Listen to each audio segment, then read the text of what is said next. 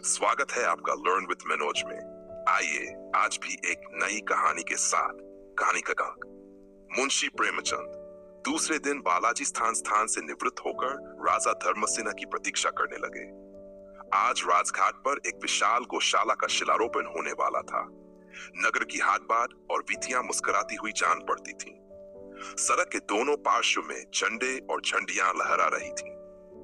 गृहद्वार फूलों की माला पहने स्वागत के लिए तैयार थे, क्योंकि आज उस स्वदेश प्रेमी का शुभागमन है, सच जिसने अपना सर्वस्व देश के हित बलिदान कर दिया है। हर्ष की देवी अपनी सखी सहेलियों के संग टहल रही थी। वायु झूमती थी। दुख और विषाद का कहीं नाम न था। ठौर ठौर पर बधाइयां बज रही थी। पुरुष सुहावने वस्त्र पहने इतलाते थे। स्त्रियां 16 श्रृंगार किए मंगल गीत गा रही थीं। बालक मंडली केसरिया साफा धारण किए कलोले कर रही थीं। हर पुरुष स्त्री के मुख से प्रसन्नता झलक रही थी, क्योंकि आज एक सच्चे जाति हितैषी का शुभागमन है, जिसने अपना सर्वस्व जाति के हित में भेंट कर दिया है। बालाजी अब अपने सुहृदों के संग राजघाट की ओर चले तो सूर्य भगवान ने पूर्व दिशा से निकलकर उनका स्वागत किया। उनका तेजस्वी मुखमंडल जब लोगों ने देखा तो सहस्त्रों मुखों से भारत माता की जय का घोर शब्द सुनाई दिया और वह वायुमंडल को चीरता हुआ आकाश शिखर तक जा पहुंचा। घंटों और शंखों की ध्वनि निनादित हुई और उत्सव का सरस राग वायु में गूंजने लगा। जिस प्रकार दीपक को देखते ही पतंग उसे घेर लेते हैं, उसी प्रकार बालाजी को देखकर लोग बड़ी शीघ्रता से उनके चतुर्दिक एकत्र हो गए। भारत सभा के 125 सभ्यों ने अभिवादन किया। उनकी सुंदर वार्दियां और मन चले घोड़े नेत्रों को खूब आ रहे थे। इस सभा का एक सभ्य जाति का सच्चा हितैषी था और उनके उमंग भरे शब्द लोगों के चित्त को उत्साह से पूर्ण कर देते। सड़क के दोनों ओर दर्शकों की श्रेणियां थीं। पुष्प और मेवों की वृष्टि हो रही थी। ठौर ठौर नगर की ललनाएं श्रृंगार किए स्वर्ण के थाल में कपूर, फूल और चंदन लिए खड़ी थीं। आरती करती जाती थीं और दुकानें नवागता वधू की भांति सुसज्जित थीं। सारा नगर अपनी सजावट से वाटिका को लज्जित कर रहा था। जिस प्रकार श्रावण मास में काली घटाएं उठती हैं और रह रहकर वन की गर्ज हृदय को कांपा देती है, उसी प्रकार जनता की उमंगवर्धक ध्वनि भारत माता की जय हृदय में उत्साह और उत्तेजना उत्पन्न कर रही थी। जब बालाजी चौक में पहुंचे तो उन्होंने एक अद्भुत दृश्य देखा। बालक वृंद उदय रंग के लेसदार कोट पहने, केसरिया पगड़ी बांधे, हाथों में सुंदर छड़ियां लिए मार्ग पर खड़े थे। बालाजी को देखते ही वे 10-10 की श्रेणियों में विभक्त हो गए और अपने डंडे बजाकर ये ओजस्वी गीत गाने लगे। बालाजी तेरा आना मुबारक होवे, धन्य धन्य भाग्य हैं इस नगरी के, धन्य धन्य भाग्य हमारे, धन्य धन्य इस नगरी के वासी जहां तव चरण पधारे। बालाजी तेरा आना मुबारक होवे। कैसा चित्ताकर्षक दृश्य। गीत यद्यपि साधारण था, परंतु अनेक और सधे हुए स्वरों ने मिलकर उसे ऐसा मनोहर और प्रभावशाली बना दिया कि पांव थम गए। चतुर्दिक सन्नाटा छा गया। सन्नाटे में वह राग ऐसा सुहावना प्रतीत होता था जैसे रात्रि के सन्नाटे में बुलबुल का चहकना। सारे दर्शक चित्त की भांति खड़े थे। दीन भारतवासियों, तुमने ऐसे दृश्य कहां देखे? इस समय जी भर कर देख लो। तुम वेश्याओं के नृत्य वाद्य से संतुष्ट हो गए। वारांगनाओं की काम लीलाएं बहुत देख चुके, खूब सैर सपाटे किए, परंतु ये सच्चा आनंद और ये सुखद उत्साह जो इस समय तुम अनुभव कर रहे हो, क्या तुम्हें कभी और भी प्राप्त हुआ था? मनमोहिनी वेश्याओं का संगीत और सुंदरियों का काम कौतुक तुम्हारी वैश्यिक इच्छाओं को तो उत्तेजित करते हैं, किंतु तुम्हारे उत्साहों को निर्बल बना देते हैं। और ऐसे पवित्र दृश्य तुम्हारे हृदयों में जातीयता और जाति अभिमान का संचार करते हैं। यदि तुमने अपने जीवन में एक बार भी ये दृश्य देखा है तो उसका पवित्र चिन्ह तुम्हारे हृदय से कभी नहीं मिटेगा। बालाजी का दिव्य मुखमंडल आत्मिक आनंद की ज्योति से प्रकाशित था और नेत्रों से जात्याभिमान की किरणें निकल रही थी। जिस प्रकार कृषक अपने लहलहाते हुए खेत को देखकर जैसे कृषक आनंदोन्मत्त हो जाता है, वैसी ही दशा इस समय बालाजी की थी। जब राग बंद हो गया तो उन्होंने कई डग आगे बढ़कर 2 छोटे छोटे बच्चों को उठाकर अपने कंधों पर बैठा लिया और बोले, भारत माता की जय। इस प्रकार शनैः शनैः लोग राजघाट पर एकत्र होने लगे। यहाँ गौशाला का एक गगनचुंबी विशाल भवन स्वागत के लिए खड़ा था।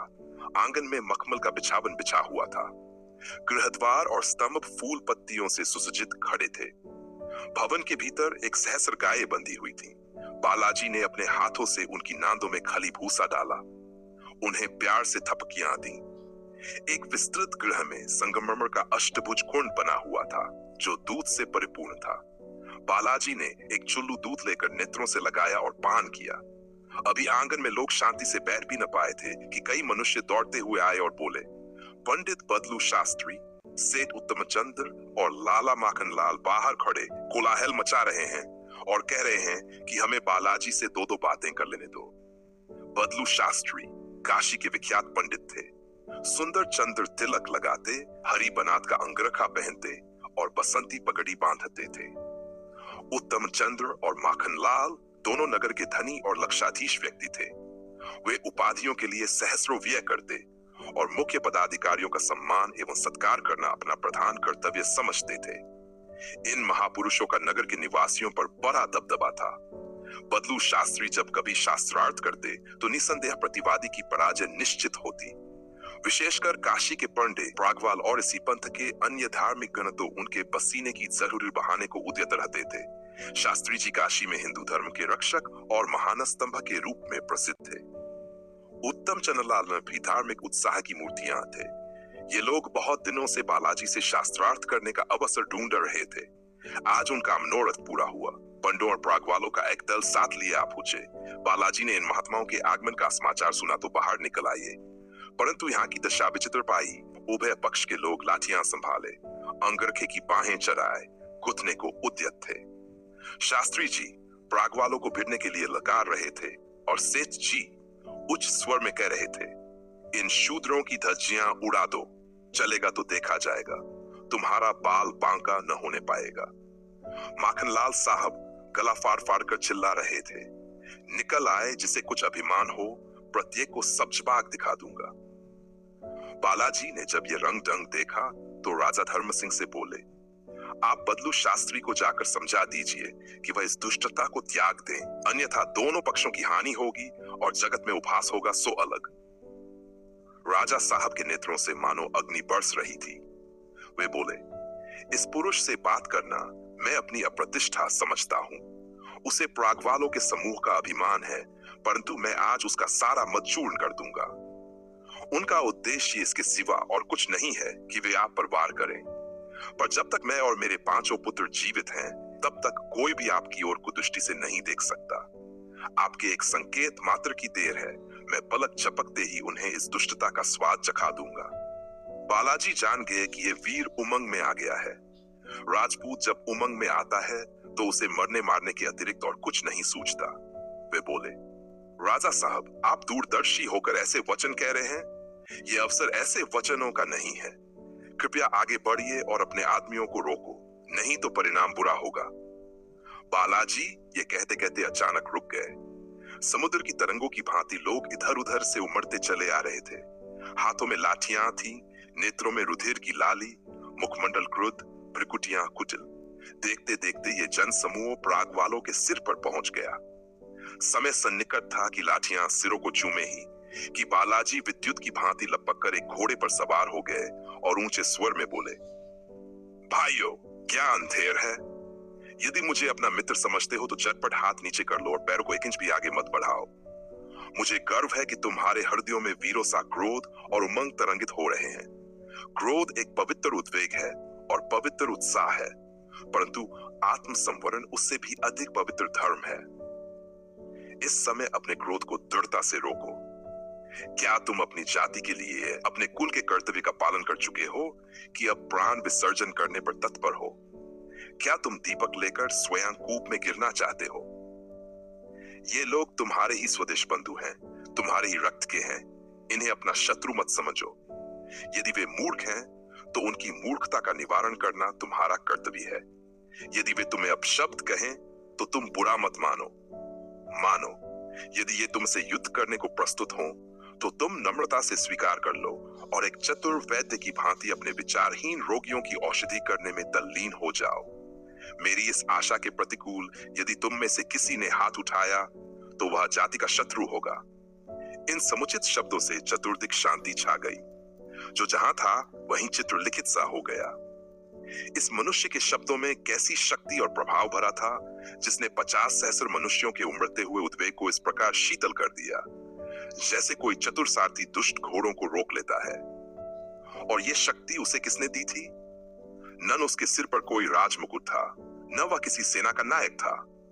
यह केवल उस पवित्र और निष्काम जाति सेवा का प्रताप था जो उसने की थी। स्वजाति सेवक के मान और प्रतिष्ठा का कारण वे बलिदान होते हैं जो वह अपनी जाति के लिए करता है। पंडों और प्रागवालों ने जब बालाजी का प्रताप में रूप देखा और उनका स्वर सुना तो उनका क्रोध शांत हो गया। जिस प्रकार सूर्य के निकलने से कुहरा हट जाता है, उसी प्रकार बालाजी के आने से विरोधियों की सेना तितर बितर हो गई। बहुत से मनुष्य जो केवल उपद्रव के उद्देश्य से आए थे, श्रद्धा पूर्वक बालाजी के चरणों में मस्तक झुकाकर उनके अनुयायियों के वर्ग में सम्मिलित हो गए।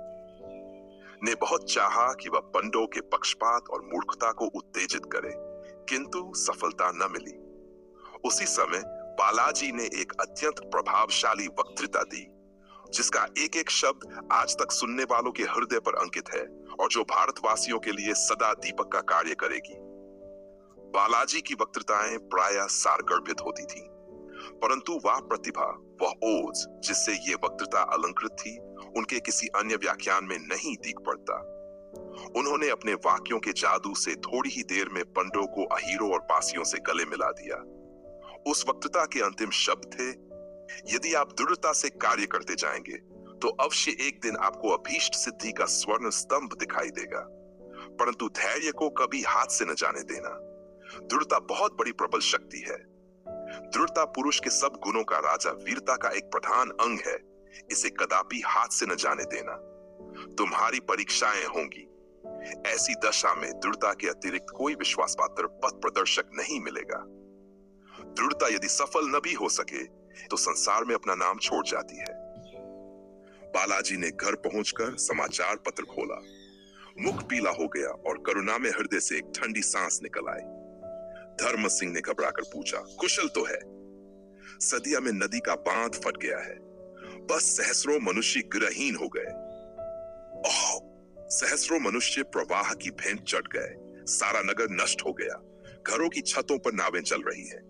भारत सभा के लोग वहां पहुंच गए हैं और यथाशक्ति लोगों की रक्षा कर रहे हैं, किंतु उनकी संख्या बहुत कम है। धर्म सिंह, हे ईश्वर, तू ही इन अनाथों का नाथ है। 3 घंटे तक निरंतर मूसलधार वर्षा होती रही। 16 इंच पानी गिरा। नगर के उत्तरी भाग में शेष नगरवासी एकड़ हैं। न रहने को घर है, न खाने को अन्न। शवों की राशियां लगी हुई हैं। बहुत से लोग भूख से मर जाते हैं। लोगों के विलाप और करुण क्रंदन से कलेजा मुंह को आता है।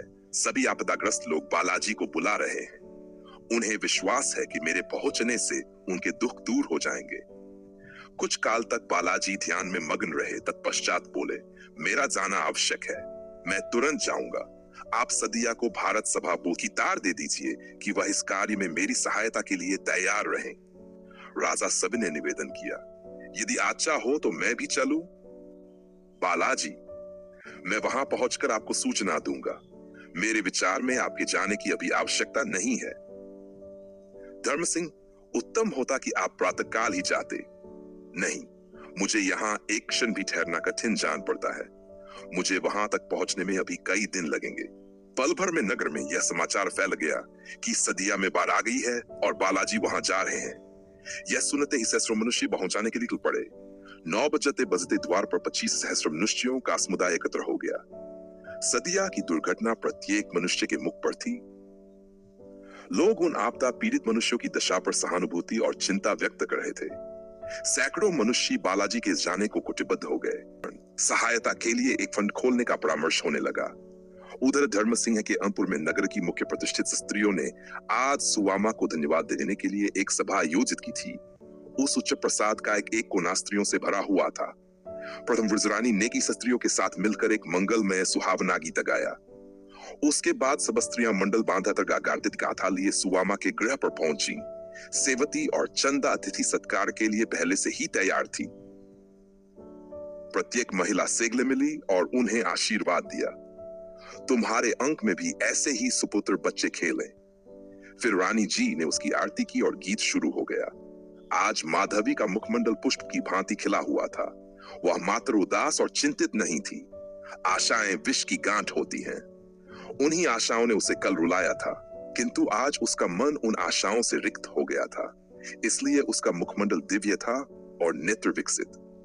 निराशा के साथ उसने अपनी सारी आयु बिता दी थी, परंतु आशापूर्ण होकर वह एक दिन का दुख भी सह नहीं पाई।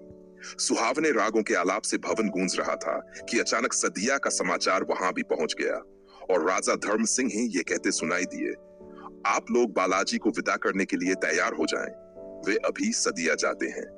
ये सुनते ही सभा में अर्धरात्रि का सन्नाटा छा गया। सुवामा घबरा कर उठी और द्वार की ओर लपकी, मानो वह बालाजी को रोक लेगी। उसके साथ साथ सभी स्त्रियां उठ खड़ी हुई और उसके पीछे चल पड़ी। रुद्रानी चाची, क्या उन्हें जबरन विदा करोगी? अभी तो वे अपने कमरे में हैं। मैं उन्हें न जाने दूंगी। विदा करना कैसा? मैं क्या सदिया को लेकर चाटूंगी? भाड़ में जाए, मैं भी तो कोई हूं, मेरा भी तो उन पर कोई अधिकार है। तुम्हें मेरी शपथ, इस समय ऐसी बातें मत करना। सहस्रों मनुष्य केवल उनके भरोसे पर जी रहे हैं। यदि वे नहीं जाएंगे तो प्रलय हो जाएगा। माता की ममता ने मनुष्यता और जातीयता को दबा लिया था, परंतु रानी ने समझा बुझाकर सुवामा को रोक लिया।